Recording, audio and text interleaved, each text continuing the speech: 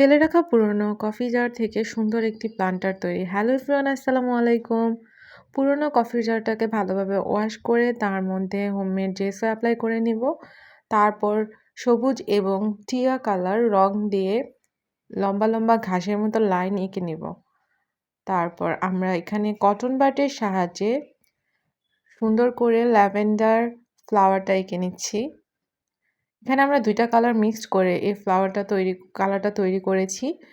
So আপনারা চাইলে এরকম তুলি দিয়েও এই ফ্লাওয়ারটা তৈরি করতে পারেন ডট, ডট, ডট আকারে। বাট আমার কাছে মনে হয়েছে কটন বাডেরটা বেশি সুন্দর লাগতেছিল। সো আপনারা কটন বাডেরটা ট্রাই করতে পারেন এবং খুব সহজেই করে ফেলতে পারবেন। খুবই কম সময়ের মধ্যে করে ফেলতে পারবেন এবং কেমন হয়েছে তা জানাতে একদমই ভুলবেন না। কমপ্লিট হয়ে যাওয়ার পর আপনারা এটার মধ্যে পানি দিয়ে ফ্লাওয়ার রাখতে পারেন কিংবা মাটি দিয়েও ফ্লাওয়ার রাখতে পারেন কিংবা এভাবে আর্টিফিশিয়াল ফ্লাওয়ার রেখেও সাজিয়ে রাখতে পারেন।